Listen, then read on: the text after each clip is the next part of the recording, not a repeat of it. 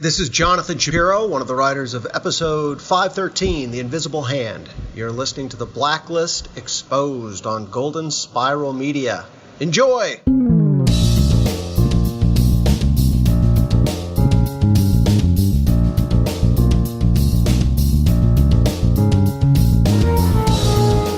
The Candyman can because he mixes it with drugs and then goes to work for Red. Welcome to the award-winning Blacklist Exposed podcast. I am Agent Troy Heinrichs. And I am Agent Aaron Peterson. And if Liz is going to find this U.S. Marshal, she's going to need to do a hard target search of every gas station, residence, warehouse, farmhouse, henhouse, outhouse, and doghouse in that area. Thanks for joining us once again as we discuss number 63 on the Blacklist, The Invisible Hand, written by Jonathan Shapiro and Lucas Ryder, and directed by Andrew McCarthy. Again, he came back pretty quick. Yeah, he should come back more often. He should. Show notes and other intel for this episode of The Blacklist Exposed can be found at theblacklistexposed.com. Well, last week's profiling question we asked all of you, is Fagin the one that started the fire? Which fire was he actually referring to when he was talking to Red? Okay, let's check with the poll results. 50% said Fagin was talking about a fire none of us have seen yet. 20% said he was talking about the fire Katerina was involved with in Requiem. 18% said the fire Red was in, maybe they're the same fire, and Katerina was in is one of the same. I guess I should have read ahead. 12% said a fire was in that impacted his family. Said a fire Red was in that impacted his family. Because we're assuming Red was in a fire of some kind because of the burn scars from season 1. Yes.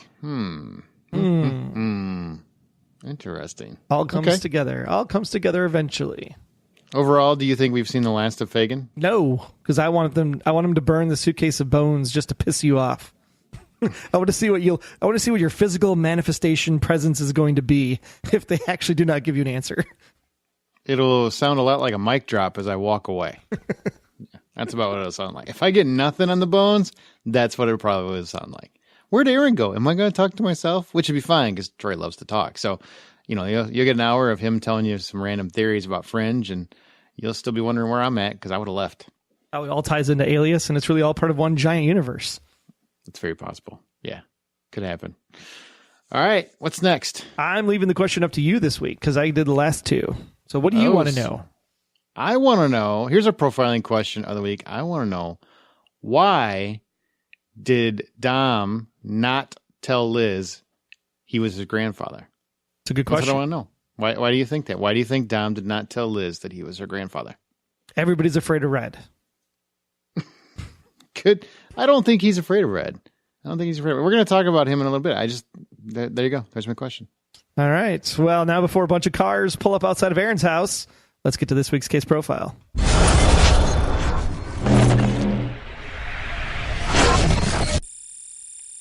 Okay, this week we are dealing with the Invisible Hand. As always, we do the crux of the show first, then we'll break down the characters a little bit.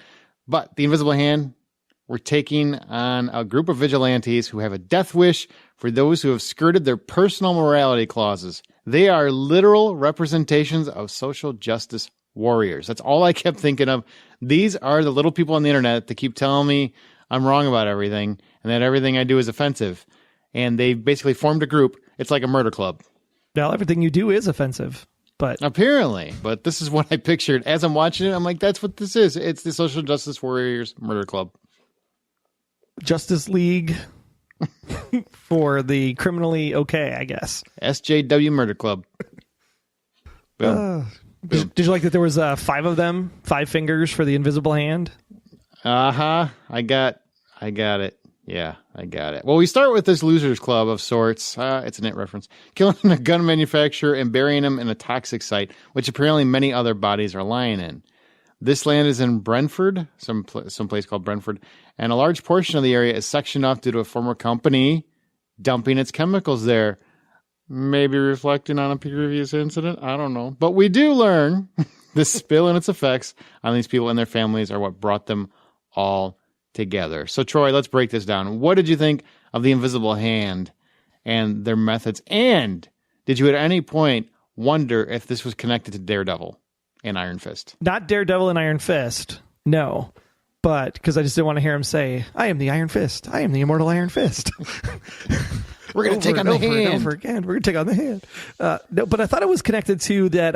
It was the John Cusack movie where he gets on the jury. Gene Hackman's in it. Runaway Jury. Runaway Jury. Yes, thank you. I thought it felt very much like that, where these people were, slighted, little Aaron Brockovich kind of style, except Aaron Brockovich was too busy, so she couldn't come help him out. So they decided, hey, you know what? We're going to take matters into our own hands. Pun intended. Yeah. So, which one of them's going to rat him out? Who's going to finger him? Huh? See there, I just did the full. No, that didn't work very well. Sorry. I don't blame these guys for doing this. I mean, here you have 5 friends who literally saw all of their community destroyed, their parents deceased, the 6th member of their losers club die. So I can understand why they'd be pissed off at the judge, the lawyer, and the lady that ran the company, the 3 of them. It's when they take it the step further and the guy says, well, we're killers already, so let's just keep on doing it. That's where it gets a little bit out of hand, and these guys definitely deserve what got coming to them, which was couple bullets to the chest, because they obviously didn't wear any flak jackets because they're not that great of people. I just want to point out, in the really real world, find me 2 people, 3 people, let alone 5 people that can keep a monumental secret like this. Then they they have the same mindset. I get it. They got family, drama, and it's all from this one company. And I get it. Killed their parents and stuff. But they all decide that they're going to become murderers. They're all going to kill people together. It's a very large leap to see this thing playing out. It's a Blacklist, so I mean, you take everything with a grain of salt, and it's fine. Okay, well, there was Freddie Prinze Jr., Ryan Felipe, Sarah Michelle Gellar, and not the same. That was an accidental death. Accidental death. Technically, it was an accidental death twice. Yes, but it was an accidental death. They didn't go and continue murdering people. Hey, they just buried him alive. They could still wiggle their way out. Although it would have been really cool if the main cancer guy would have twirled around. What are you waiting for? That would have been pretty cool. Finish the job. Do it for us all. I mean, I like the concept behind it. It's a little bit of a stretch, I thought, for a Blacklister. But it ultimately pays off and it comes back around by the end. It was still a fun episode. I just thought it was a little bit of a stretch this week. Well, and it goes back to the concept that we've been saying all season. It seems like the Blacklist this year, season 5, has been about Red acquiring stuff.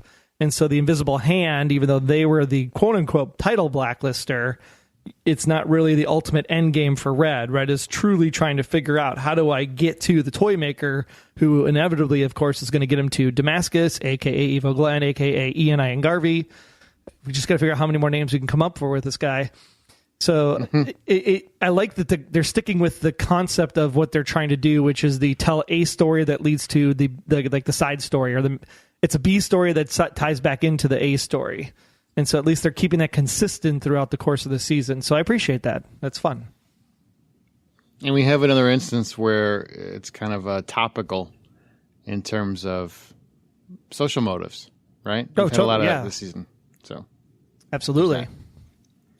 I don't know how I still don't know how I feel about that, but like I said, this one, I really thought it was a little bit of a stretch, but it was still a fun episode. So that's kind of where I'm at with it. Now we go to, eventually they do locate other bodies here, guy who jacked up a cancer drug price, a judge, etc. And Aram Dorable is able to locate the main member by, I think, 700 plus still photographs, whatever the number was. And of course, now they're after Anna Hopkins, who ran the corporation. Is that correct? Yes. We understood it? Yeah, that is correct. Was he just flipping through him on Instagram, just like picture until he finds a guy in the background, like one of these things that doesn't look like the other? Mm-hmm. Yeah, and by the way, I love the little wrestler quip. Yes, we know, he's adorable. When she gives her little, "Aw, he's so cute." That was great. It was a fun episode. I dug it. Now we could go into the characters, because really this whole Invisible Hand thing was leading us to the toy maker, and we'll get to him in a little bit. So let's start with characters. I'm just kind of bummed, actually, that the toy maker won't get his own title card. Maybe he will. Maybe next season. Who knows? It's a cool Blacklister name. That's all I'm saying. Music this week, only one tune, and it's heard as Liz and Red get introduced to the toy maker. I was excited that we heard Spoon's I Ain't the One because I was fearful that we were going to hear Toy Soldiers from the 80s. Thankfully, we didn't all fall down. I like that song. I do. Step by but step. You just said thankfully we didn't hear it. And I would say that's not thankfully because I love that song. I like the song. I just think it would have been weird in this spot. Put it in every episode. I don't care. I like it. Step by that step. 99 heart balloons, man. Do it. 99 balloons would be fun. I could do that all day long. All day, every day. That was it. Just one. That was it? That was it. And you They could really blew the budget on that 100th episode, didn't they? They don't have any cash left. Well, who knows? Maybe Spoon commands a high price, potentially. Hey, guys, can we get that Ed Sheeran song? Oh, no, I'm sorry. Sorry, we can't do that. Yeah, that's reserved for those Game of Thrones people. Okay. Comb through Spotify and find the Nickel song. Let's go. Speaking of Spotify, you can also get the playlist for the entire slew of music that they've used on the show, as well as an Apple Music over at our website, theblacklistexposed.com, or in the case profile for The Invisible Hand. All right. We move on to Dembe. Dembe, he really just did bodyguard duties this week. Not a whole lot more. He put in a gun, too. Well, that's bodyguard duty. That's under the qualifier, right? Well, technically, he pointed the gun because he was trying to save Red's compadre. He wasn't actually bodyguarding Red. So but he was still bodyguarding someone. He was protecting Red's assets. It's like you're trying to prove I'm wrong, but you keep saying things that make me more right. I don't understand. All right, Cooper is the one who calls in favors to track down Oleander, which, hey, we did get an answer to Oleander. He did want to know if that was going to come back, and by God, it did. Whoa. It came back as Brian frickin' Dennehy. Who knew? One person. That was pretty awesome. One person actually knew. Well, Brian Dennehy? No, well, yeah, Brian Dennehy did. But yeah, no, there was actually one community member that actually pinged me days before, almost a week before, and said, hey, I think that, Oleander might be this guy. And I was like I sent him a GIF of my mind was blown. I never even thought about that. So kudos to Nate for coming up with that pull out of the rabbit out of the hat. So he got it right. Why did you send him peanut butter? Why'd you do that? Well, because I was just amazed at his prowess to predict it. So GIF or GIF? I can never get that right. GIF. The guy who made it specifically said he's wrong. GIF. He's wrong. It's GIF. He's not. It's an internet thing. It's like the camel case where everybody's got to have the capital letter on the second word thing. It's an internet thing. You can do whatever you want. I'm going to call it Biff. Fine. That's what I'm going to do. I'll do my own thing. Make like a tree and leave. Get out of here. All right. Well, we find out that Oleander is a suspected Russian operative from the Cold War. Also, he's dumb again. I want to point out he's dumb. Yes. That was pretty cool. That was a cool twist that I never saw coming. In case you didn't know, it's dumb. If I keep talking, are you just going to keep trying to cut me off so I never get to finish? That exactly right. That's the plan. That feels accurate. All right. Samara and Wrestler don't really have any character moments this week, mostly just FBI crime solving. But they do shoot almost every single member of the hand except for the middle finger. and the thumb. I don't know. Lame-o vigilantes, I thought a little bit. They tried to be a little too badass there at the end, and it didn't work out. Can I ask you this question? So when they're running away in the field and Wrestler's chasing down the guy that's already basically diagnosed as going to die in a couple of years, and they had the girl captured, and the girl was standing with Samar. Did the girl help Samar lift the lady out of the ground? Because there was nobody else there except for Samar and the girl. So is she actually assisting on the case now? That's what I wanted to know, because they didn't have her cuffed or anything. She was just kind of standing in the field all by herself. This person just standing there. Yeah, it felt like it. Yeah, it was weird. Yeah, it felt like it. But hey, she obviously was not a person who was a threat to them. I don't think they really considered her much of a threat. So they were just like, get over here. You're obviously not a problem. You're not shooting at us, and you look like the weakest link. You want that part in, you lift this lady out of the ground now. You'll never see your children again. Move on to Aram. And by the way, that lady really flipped fast. Well, she had kids. I mean, you flash a picture of your kids in front of you, you're going to cave right away. No. I'm going to be like, take them. Take them. I will drive them to wherever you want me to drop them off. Too harsh? My kids are adults, though, so it's not the same thing. It's exactly right. I mean, get out on your own. Who's going to drive him to daycare?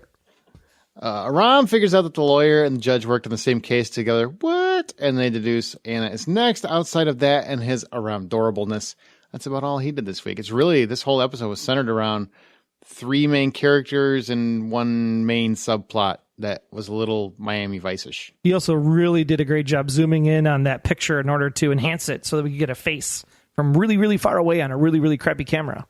That's a TV thing. I know. It's always on TV. But he makes it look awesome.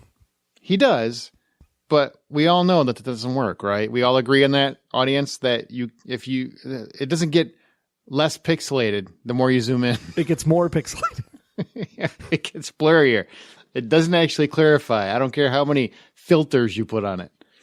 Good stuff. I love that. I always love it because TV show, like every TV show that has a tech person does that. Every single one.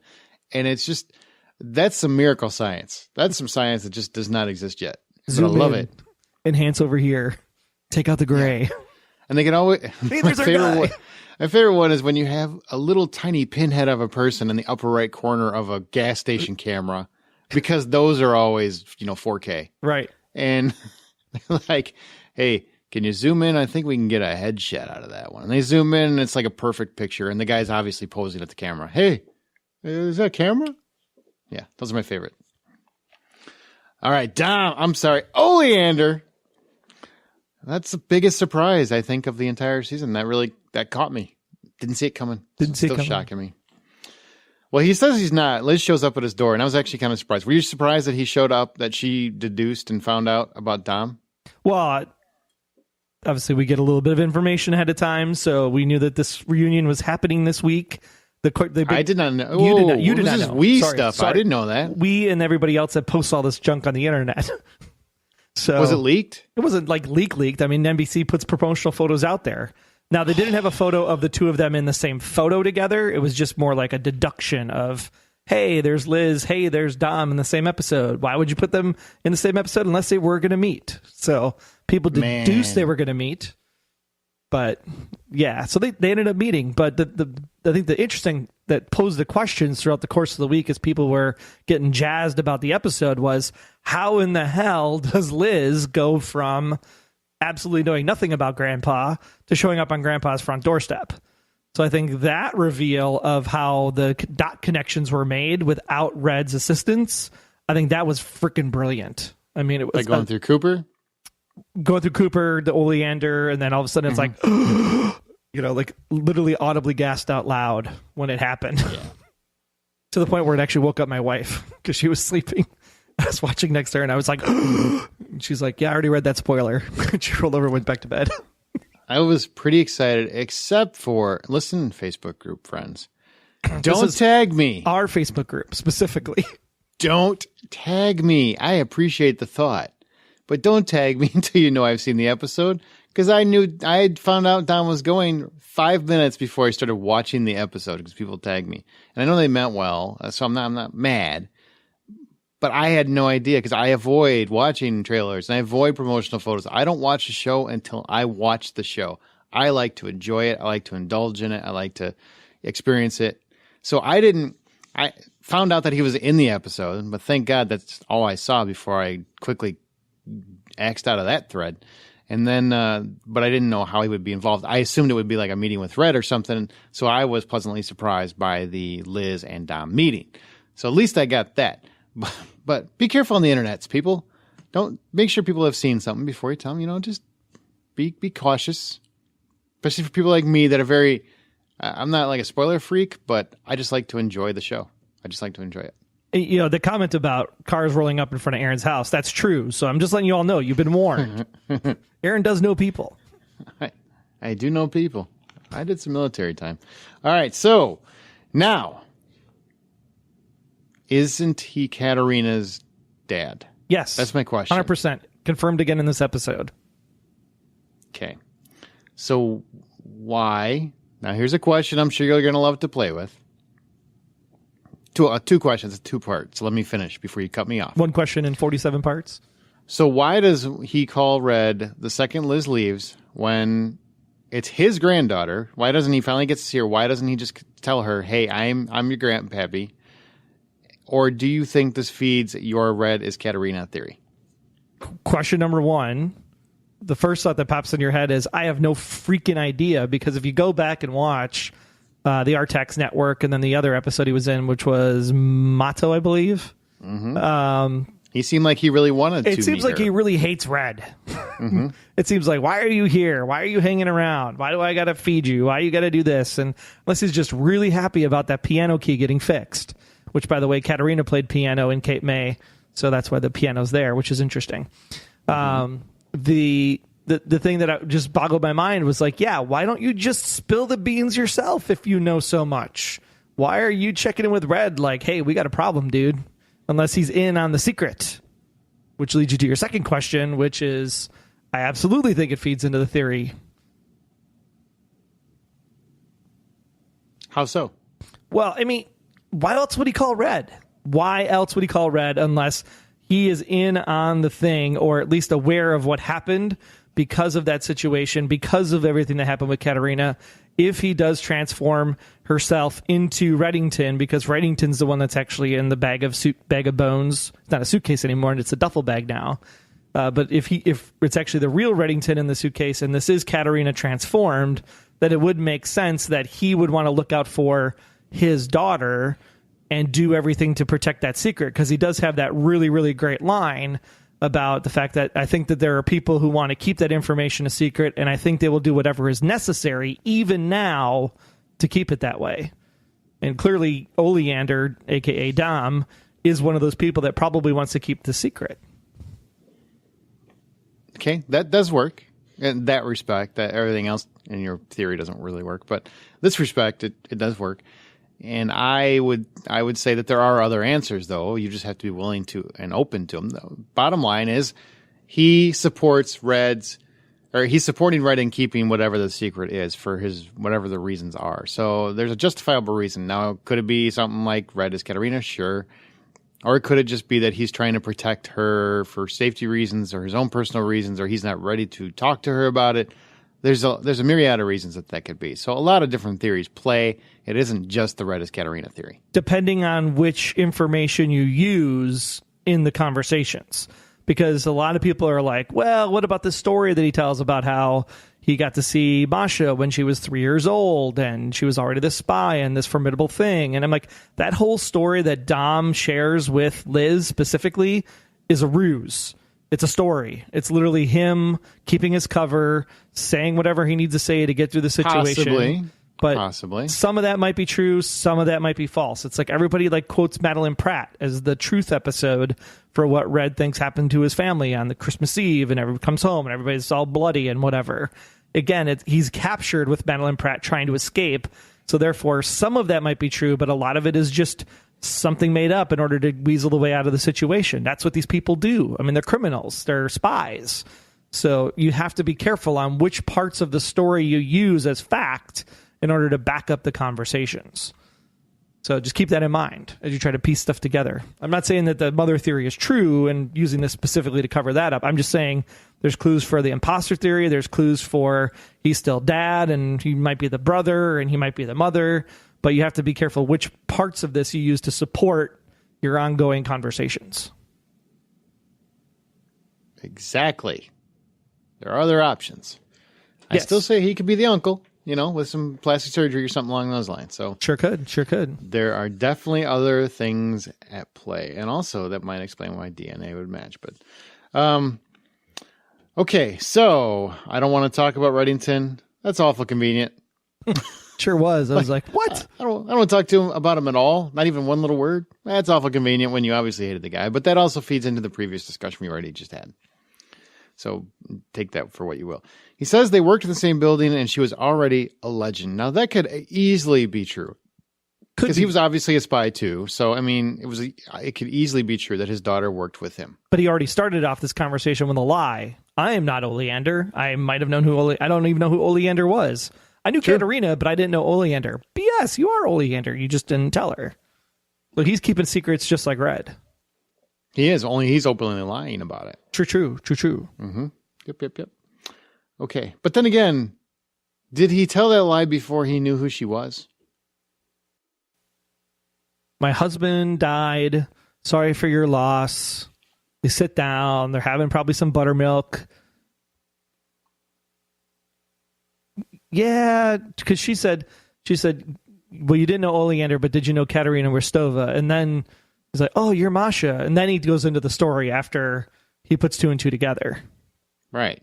But he said he knew Katerina before she revealed that she was Masha. Okay. I'm just saying that he might have lied to her about not being Oleander prior to being honest with her. You know what I mean? Once he knew who she was. Oh, so you're thinking that maybe some of the story that he's sitting at the table post-reveal. It's very possible most of that story is true. Could be. And he was only lying about being Oleander because that gives away his place. He is trying to keep a secret without really being too forward about lying, I guess. But it feels like they told us in Requiem specifically that Katerina wasn't very much involved in Liz's life or Masha's life outside of the home specifically. No, but she was, because they had flashbacks with Alexander. What's his name? Kirk. Constantine. Right? Those episodes where you see Masha and Katerina together. So, but it's at it's at the house. It's either at their house or it's at the Summer Palace. It's not like that doesn't mean that she couldn't come into the office one day with the kid. Well, maybe, but I think the implication was that unless they were home, Liz was with Kaplan most of the time. Well, this is one rogue time, so you can't discredit everything by one statement. No. It seems like they played it up to that effect with Requiem, that it seemed like Katerina was only involved at the house. Otherwise, Kaplan was pretty much the one taking care of Liz. Well, he says to her, I think there are people who want to keep that information a secret, and I think they will do whatever is necessary, even now, to keep it that way. Which goes directly to what Red said last week, which was, I can't tell you. And I'm probably never going to tell you. No, he better. Roughly before the show was off the air. I don't think he'll ever tell. I think she'll find out. I don't think Red will ever physically just open up and say it. I think it'll be a surprise. I think at some point Red will have to. His hand will be forced. Yeah. Okay, and of course he tells Red, you should tell her. That's what he tells her. Enough secrets she deserves to know. Secrets. Not a lie, a secret. It's a difference. To you, when you're trying to make your case, but to me a secret is a lie. It's really no difference. Omission is a lie. We've already had this argument. We haven't had this argument every year. Yeah. Omission is lying. Not omitting. If you are omitting the truth, it's a lie. And I'm still if you're withholding truth to keep them safe, it's not a lie. Because you're shady. And that's what shady people do. Yep. I'm not slim, though. It's shady. Okay to be honest and admit that omission is lying. I don't think it is. Think of that sentence. I don't think it is. Twice. Yeah, well, teach their own. To each their own. All right, we go on to Liz. She does track down Dom, like we already said. And Dominic tells her that he did work for Russian intelligence, but in the civilian escort as an analyst. Basically, he's a Russian Jack Ryan. What? I like it. Yeah, that's basically what it was. Got to keep the back channels open. Got to keep the back channels open. Sure do. So Detective Singleton comes down hard on Liz in this episode, and we're like, oh no! And then we find out Detective Singleton and Ian Eingarvey are working together. What? And that Garvey is a freaking U.S. Marshal. What? And Liz is strapping back on the badge. And why are we going to the stupid Olympics right now? What? This curling is awesome. All that happened. No, it is not. All that happened. All of that happened. In like the last 10 minutes of the show. Yes! Like, boom, boom, boom. That's like a whole episode that just happened. Why are you zipping through this? And why do I got to watch people skate? I don't care about that. Why am I watching people skate before I get the opening ceremony? That's the bigger question. That's the profiling question of the week. Yeah. You know what? I was petrified during the opening of the episode this week because I had to watch it on DVR because I was at work. And when I got home to watch it, I started watching. It was like, 3 minutes of Olympic coverage or something? I was a little nervous too. I was like, what? Did they preempt something? Like, oh my God. Because you know how DVR is, man. They only record that hour. So I'm getting near the end and I'm like, oh no, I'm going to miss the very end. It's going to cut off. I just know it's going to cut off. And I don't want to have to. I don't know what's going to happen. He's going to pull the suit coat back and it's going to go bloop. Like right before you see the badge. And that TV matter went through a window. That It happened. sure would have. I was right there in that last 5 minutes, just watching like a hawk. Please don't mess up. Please don't cut out. Please. I've had it happen before. It happened on Walking Dead once. A very pivotal ending that thankfully the internet ruined. So at least I found out what happened rather quickly. So yeah, that was fun. Well, if you would have missed it, somebody would have tagged you and told you. So how about those revelations? I mean, Detective Singleton, we've kind of thought that he was actually working in regards to finding Tom's killer. And now we find out that he's working with Ian Garvey. But I do want to point out, do you 100% feel like he is a duplicitous figure? Well, this is the interesting thing. So I found this information out literally from the U.S. Marshal's website. Okay. So I'm just going to read the definition of what a U.S. Marshal is for those maybe across the puddle and around the world that don't know what the U.S. Marshal Service is. And hey, Troy. Yeah. I don't care.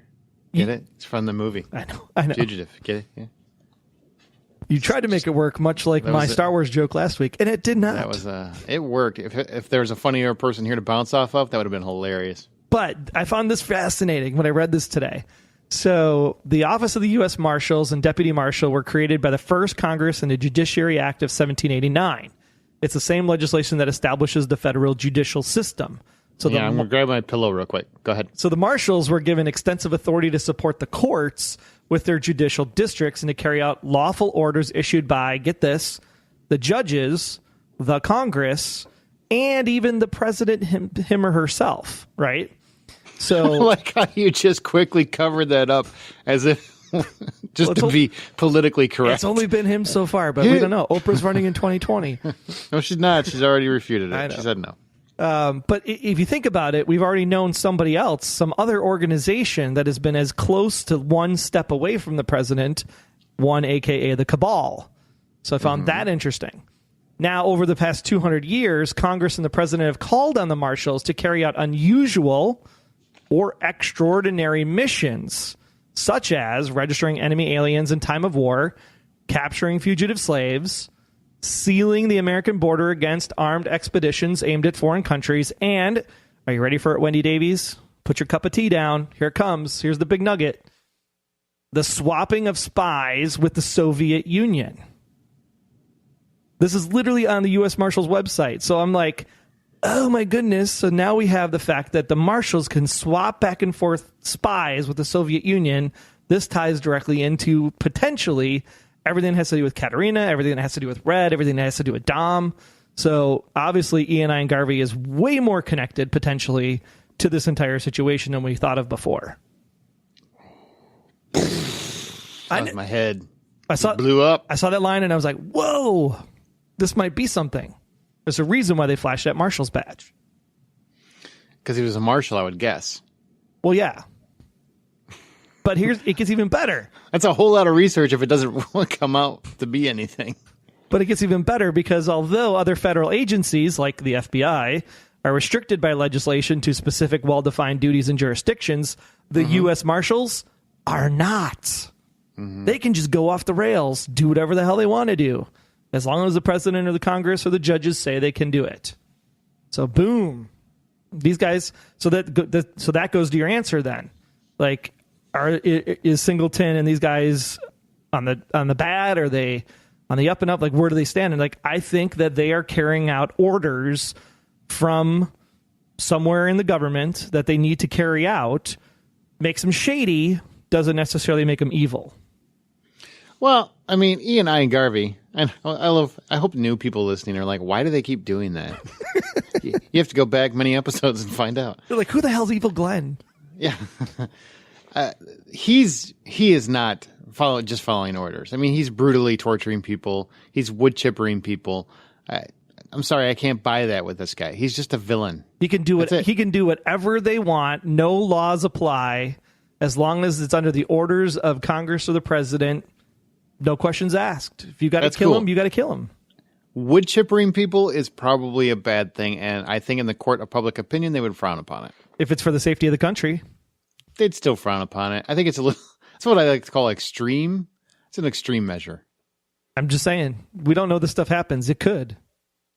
Yeah, it could. I mean, that's cool. You I thought you were looking for a job for a while. I'm like, wow, he's really researched this well. He's getting ready for an interview. Totally. I mean, I'm the one that thinks 5-fingered invisible hand things are fine, as long as you stop at the first 3 people.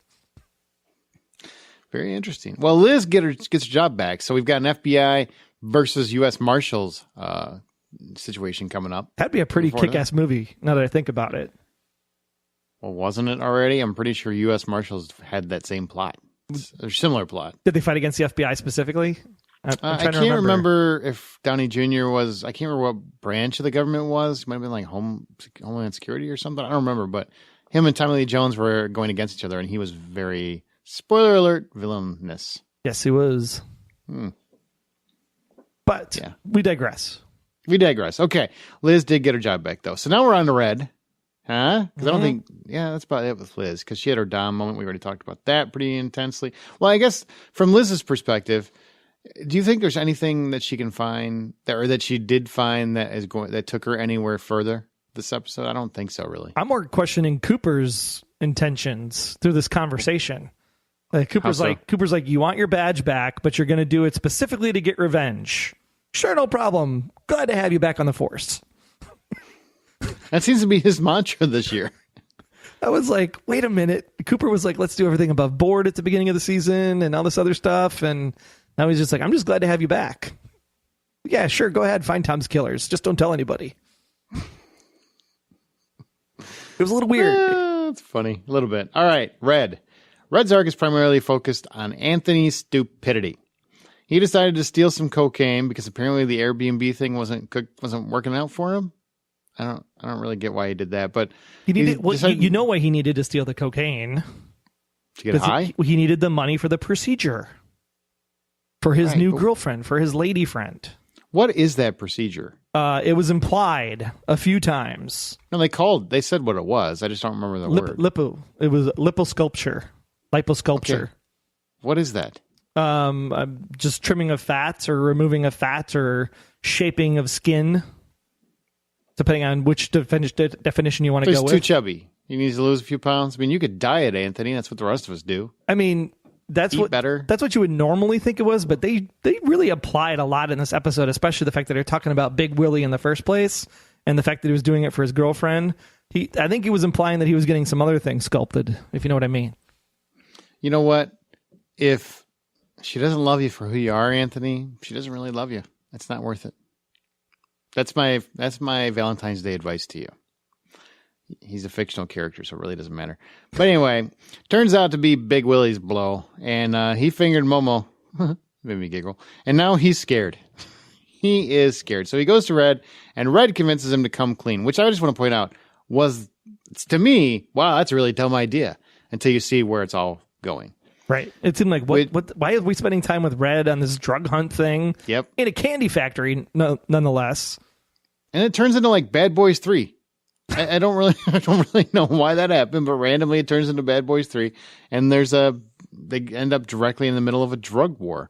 One where Red actually shoots Anthony himself on accident. More importantly, if you get anything that's like a strawberry candy, watermelon candy, peppermint candy, anything with red in it, I would just be careful that it's not Momo's blood. Just saying. Well, and we got to hear your favorite line of the night, which was, imagine the confidence a man has to have in his own genitals to take on a nickname like Big Willie. Oh my God. Trey's like, that's instantly iconic. It is. I don't think you know what that word means.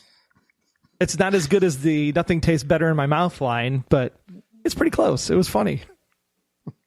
I laughed. Oh, you would. Of course, Red has an ulterior motive. Of course he does. Because he knew Anthony was going to steal the money because he needed to get a liposuction or whatever. But he wants to bring down the Nash Syndicate. And for that, he needs Big Willie's trust. So he helps Anthony to earn that trust. They are the drug ring Liz believes is involved in Tom's death. But what we learn by the end of the episode is they're untouchable. Their guys don't do jail time. Their shipments go untouched. And he's heard it's because they're protected by the cops. Remember that. Protected by the cops. And Singleton is working with Garvey, Evil Glenn. Right. So basically put it all together. Nash Syndicate, Garvey, cops, Garvey. Everything's all coming together. He's basically like Red. controls the ports, controls the movements, controls the shipments. Mm-hmm. He's assumed Red's job. All in the name of protecting the United States of America. Well, so you're saying the Nash Syndicate is actually government affiliated? I'm not saying they're government affiliated. I'm saying that they're using the Nash Syndicate because someone in the higher up of the government said, hey, this is okay. You got to let this happen because we got some deals on the side or something. I'm telling you, the government is just as shady as the criminals are. Hey, man. I mean, I've lived in this country as long as you have. I get it. I'm with you. Maybe a little bit longer than me, but yeah, close enough. Hey, I don't think much longer, man. Not much longer. Don't try to sell it like I'm 95. Not that there's anything wrong with anybody that's 95. You got a good life.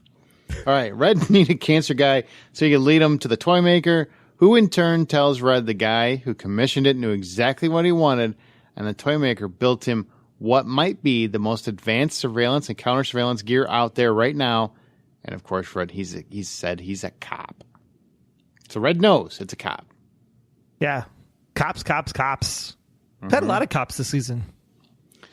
That's true. That seems to be a recurring thread. So interesting. We need an episode where a cop becomes a priest. Then we'd have the full season 5 and summed up in one episode. So what did you think overall? I mean, now we've kind of wrapped this entire episode up. Did you miss anything? Am I missing anything? No. Anything else stand out? Yeah, no, everything tied up in a nice little bow. By the end of the episode, I'm like, okay, I am good. This is pretty decent, pretty happy with it. You know, at the start of the episode, 20 minutes in, I'm like, why is Red in this drug ring thing? Let's go back to Liz and Oleander and Dom. Like, let's spend more time there. Why are we talking about Big Willie and Momo and candy shops? And like, it kind of I actually was a little frustrated at that point of the episode because I'm just like, where is this going? I don't get it. It seems weird and odd. And we're talking about Anthony of all people. Plus, you started out in the dog grooming saloon place, which is his headquarters to traffic and launder all the money through. And we didn't actually talk to the lady that's running the dog grooming place. So it just seemed like it was weird. But then when it all came together, I was like, oh, okay. Trust the process. Got it. Yeah, I thought it was a really fun episode. I really enjoyed it, even though I had some issues. Like the main story point, I wasn't really in love with. I didn't dislike it. It just felt kind of forced, like I said earlier. But it was still a fun episode. It really moved. It clicked. Drug war. I mean, for a while there, of like, really, we're doing this now, Blacklist? But then I kind of got where they were going there. So at least it made some sense in the end. And this is the second time this season that Red has sent gifts to the hospital. He sent one to Glenn, and now he sent one to Anthony. So he cares about his people. He's somebody I'd like to work for. Yeah, right? Anyway, so everything that happened in this episode, the last 10 minutes were amazing. Yeah. Amazing. Reveal, and holy crap, you got to wait 4 weeks. Yeah. I love the stuff with Liz and Dom.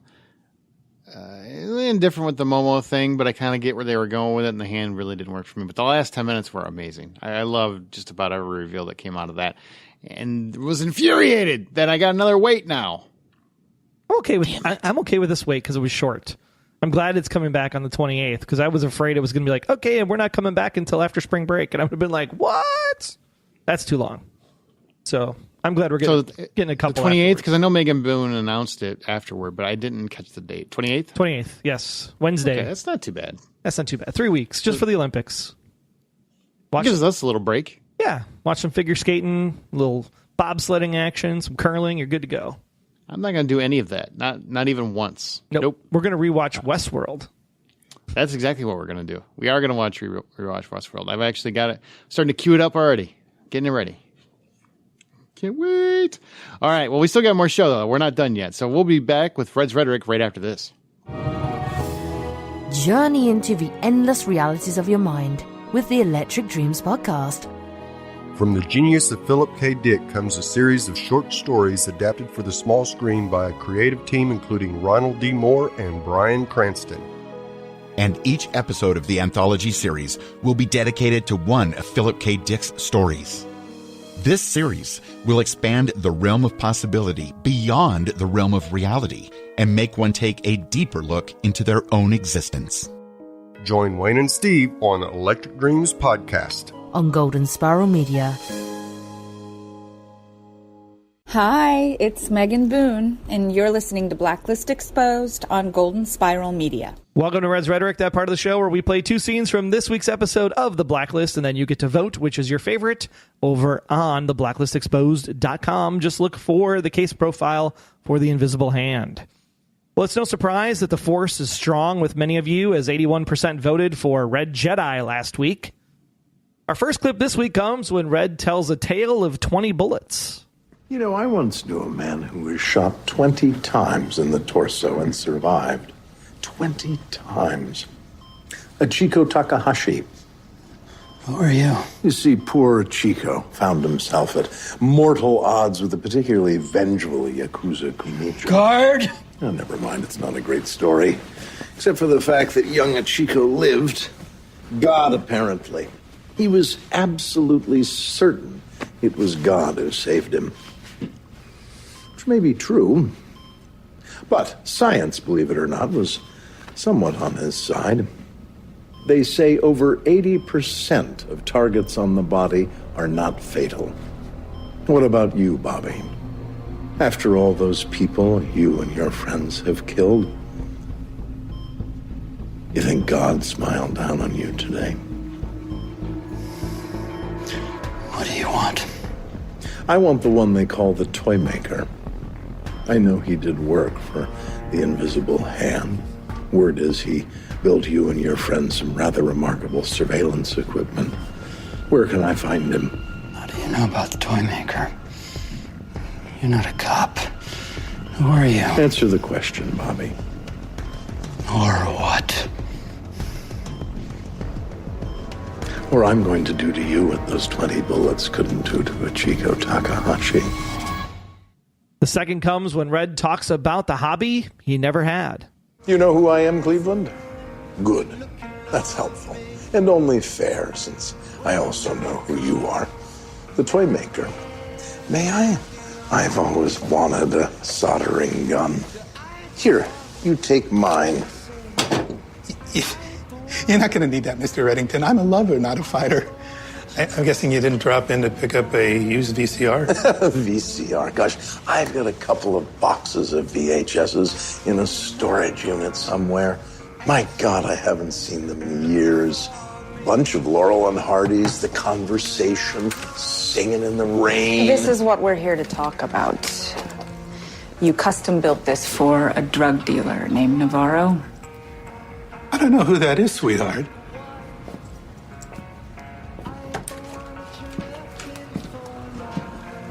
Call me sweetheart again.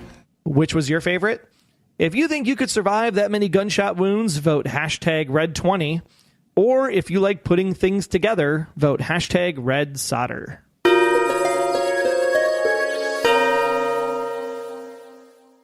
Okay, now we're on to Special Agent Intel. First, big shout out to Nate Trillo, who mentioned that Oleander might be down prior to the episode. Good on you, sir. Good on you. Nate had these comments. What a week. The Patriots lose the Super Bowl. Woo! What? Tom Brady's fallible. Bart Starr still has more rings. Just saying. This Is Us makes us cry twice in a week. Wouldn't know. Didn't watch it. And Liz meets her grandpa. Say what? I was glad that the ghost of Tom Keene is still talking loudly.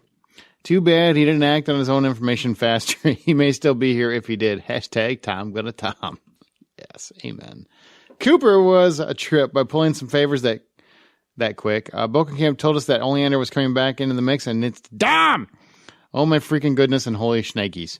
I'm glad that Liz has inadvertently met her grandpa, but it's too bad that Liz pulled a Liz and didn't ask any more probing questions. That's accurate. Liz gonna Liz. It's almost like she's never been in the FBI or something. Dom's face, though. I was hoping that would have told all. This secret must be so good that even Dom can't talk about it. I thought the Blacklister was so-so. The Invisible Hand was good and sympathetic, but it was going to end sooner or later. Red making inroads toward the National Syndicate will be interesting. Evil Glenn as a U.S. Marshal. What? I can't wait to see what happens next. Us either. Andrew chimed in and said, holy shh, I did not foresee that Evil Glenn was a U.S. Marshal and that the detective running Tom's case is part of Evil Glenn's network. I wonder what goodies Red is going to get from the Toy Maker. I wonder who will track down Evil Glenn first. good Glenn and Red's contacts of the task force, or the task force, I should say. We shall see. It was interesting to see Dom again. I hate that we have to wait almost a month for a new episode. I mean, who watches the Olympics anyway? Keep on rocking the free world. And I truly think Dom and Dembe should start a support group about keeping secrets. Cheers, Andrew. Don is up next. Well, that was interesting. It seems to me that this episode, or like Gaul, can be divided into 3 parts. 1, the Blacklisters. Different, I guess, but only mildly entertaining. 2, Red and the wayward postal guy. It was a nice touch bringing him back. Definitely amusing, and it kind of showed that Red is a good manager, and that when his employees showed up and confessed his stupidity, he calmly and efficiently addressed the matter without displaying a temper tantrum. Well, I would argue that he put him in a position to die. So there's a problem there. I especially like that after all the thud and blunder, he sprang for the guy's lipo sculpture. Or perhaps Red is just another hopeless romantic and couldn't help himself. 3, Oleander. I knew there was something else going on with Dom, but I hadn't a clue as to what it was as it turned out. It seems to me that this clears up a lot. But why in the heck is Dom still all that radioactive? He had a perfect chance to tell Liz who he was and punted. Given what we have seen so far, that would only be to protect her. Also, going out on a limb, I don't think that he is in wet sec. Okay. That's a good idea. The Bones, however, or whoever they turn out to represent, leverage over Red. Evil Marshal Glenn, EMG, of the Nash Drug Syndicate wants that leverage for some nefarious reason to be disclosed later. That part seems fairly obvious, although, to be frank, a U.S. Marshal isn't an obvious choice for a dirty cop in the drug business. That's true. Marshals are law enforcement officers. They are not of the judicial branch. That said, it's also a place where you wouldn't look for a dirty cop. What isn't clear is how in the hell Evil Marshal Glenn would have known about the Bones in the first place. They tie in the Dom, who retired somewhere around the time when the Soviet Union fell. EMG does not appear to have been part of that world. So where's the connection? How do they tie into Dom? Good call. One possibility is that Katerina went into WetSec and that EMG is in that part of the agency. That would explain how someone who was supposed to have died before CODIS existed was in that database. Further, it could be that he killed her. But if the bones were hers, how did Red get a hold of them, and why wouldn't he just bury them? Whoever it is in the suitcase, it seems to me that Mr. Kaplan expected Oleander/Dom to go nuclear on Red if and when they were delivered to him. I think that's an assumption. I don't get any of that from this. Do you? I clearly think I get that Kaplan specifically knew who Oleander was, because there was a lot of that discussion of, did Kaplan know who Dom was? And I think she did. Well, she did say, because she didn't give Tom the name Oleander. She gave the other guy the name Oleander. True. So she might have been saying, you can go to this guy for help. Not necessarily, this is, he's going to go ballistic if he sees these bones. I don't know. I guess I can see the connection. I can see it. Maybe. Finally, I know some people want a real reunion with Dom and Liz, but doing it this way, in my opinion, will just make it better when it does happen. It will be more earned. All in all, a pretty good episode to take a break on. It satisfied a few itches while initiating a few new ones. /Don. I just had a new t-shirt idea. The Notorious EMG. Since he runs with the Nash Syndicate. Wicca what? James said, now we know that Dom was a Russian spy and the detective is working for a traitor. When I saw that U.S. Marshal badge, a lot of questions were answered. The show is just getting to a very interesting point in the art of it, and it appears that they are trying to change Red's character a little. Another question, Dom said that he saw Masha and her mother when she was 3, but that was in Russia. The house fire happened when she was 4, but in Nova Scotia, she was somewhere around 1 or maybe a little bit older. So she gets around quite a bit. It's possible. Could bounce around. I'm sure they have a chart. Julia Reischke Fromhart. I'm blown away by the fact that Dom was a Russian spy who knew his daughter had become just like him, a spy. He knew full well what a deadly job it was, and she was killed, maybe / still alive, because of her occupation. He denies the fact that she was a spy and blames Red for her death. I see a constant storyline here. Red is everyone's scapegoat or sin eater. Maybe not everyone's. Maybe he had it coming. Well, he kind of is like a scapegoat sin eater for Donald and his wife because of the Mako Tanita thing. It's kind of a scapegoat for Cooper and the Kuwait thing. Kind of helped out. We don't really know the details on Kuwait, so you can't use that one. Yeah, but he's still looking out for Cooper. And Cooper's looking out for him. Yeah. There you go. Well, okay, you're up. Wendy Davies said, so we had a 3 for this week. 3 stories for the price of 1. As Blacklisters go, I wouldn't have thought this group would have turned up on Red's radar. At the end of the day, they were victims of a terrible set of circumstances. I would have thought that Red would have given them a pass on their road for revenge. Then, of course, one story will link with the other, and then on to the third one. Those writers really enjoy taking us around the house to the end games, don't they?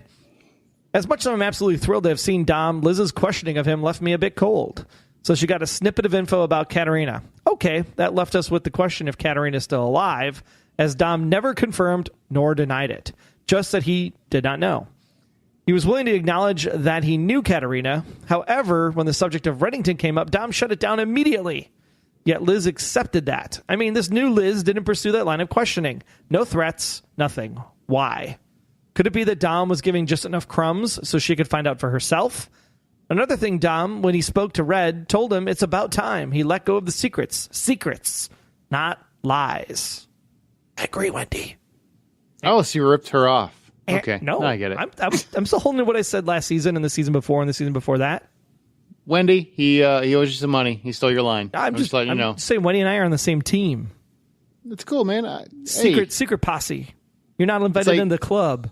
It's like Tarantino. It was an homage. Is that what we're saying? Baby. Okay. Kelly Hudson, the thing about the bones that keeps running through my mind is Red said to Dembe in one episode, those damn bones. I can't see him saying that about the skeleton of someone he liked or held dear. To me, it sounds more like the skeleton belongs to an enemy or someone who had no positive emotional attachment to. Which Katerina might feel about the American, Raymond Reddington, for stealing the daughter. God, okay, next. Potentially. Shannon Helsip said, my take on the episode, I'm a little crestfallen, to be honest. Nice word. I was looking forward to some kind of emotional payoff for Liz in meeting her grandfather. But as the audience got some Hitchcockian payoff instead by finding out that Oleander is Dom. Holy crap. That's probably why I loved it. Hitchcock's my favorite director. That's right. The writing is also strongly hinting that the bones in the suitcase are Katerina's. It as though Red, number 1, had his own memories altered to believe Katerina walked into the ocean, and 2, is keeping the bones in the suitcase as a secret on Dom's behalf.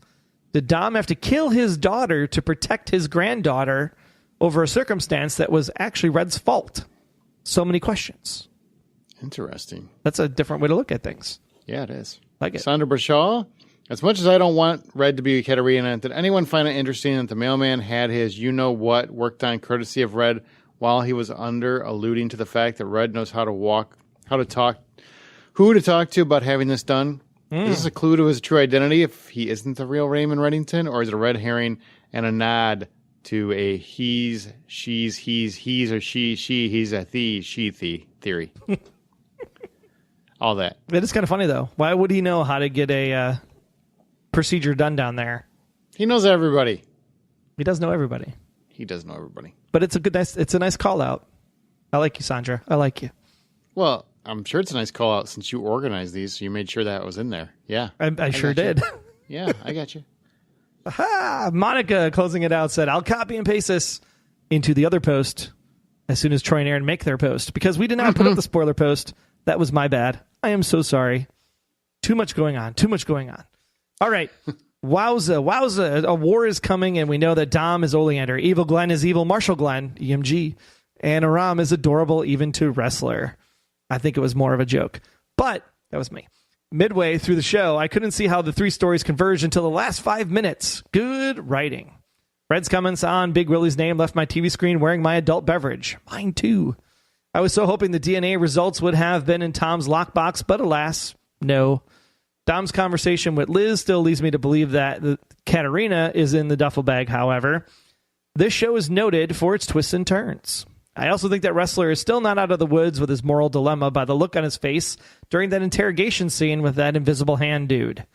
This is one of those episodes where I'm yelling at the TV, I don't care about the Olympics! I want to see my show! Hurry up, February 28th. Hurry up. I'm with you, Monica. I am with you.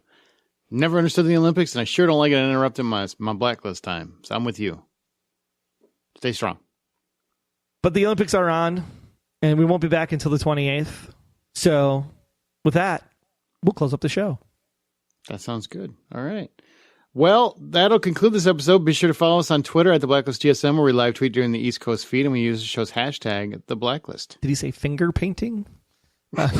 Wait, what? Figure skating, finger painting. Come on, okay. Cutting Edge. Great movie. Great movie. Cutting Edge is a great movie. Don't forget to follow us on Tumblr, Instagram, and join the Facebook group. Just search for The Blacklist Exposed. Talk about the show, the podcast, or some random place that you've been to hide dead bodies. You can also subscribe to our show on Apple Podcasts, Google Play Music, or your favorite podcast player of choice. You can even listen from the website, but if you're really on the go, make sure you download our app for iOS and Android, powered by Spreaker.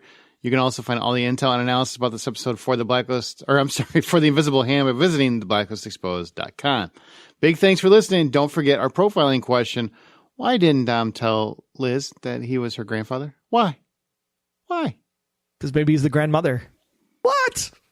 Just kidding. Maybe. Kidding.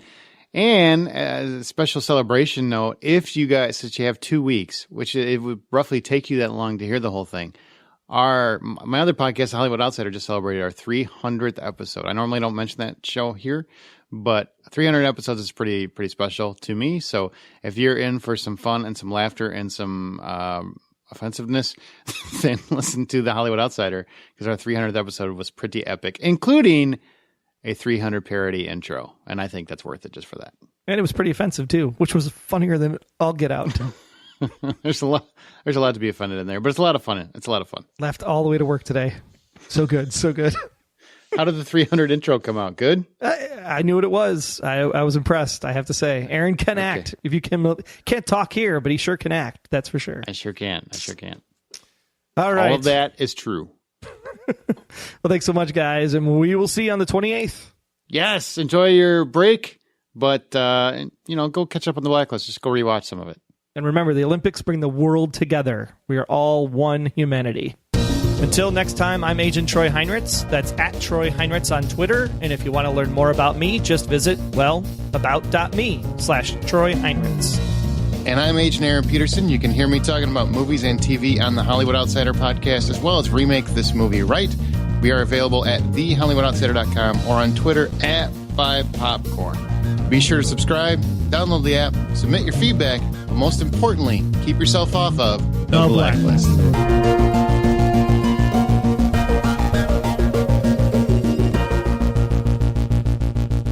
The Blacklist Exposed is a Golden Spiral Media production. Find more of our great podcasts at goldenspiralmedia.com/podcasts.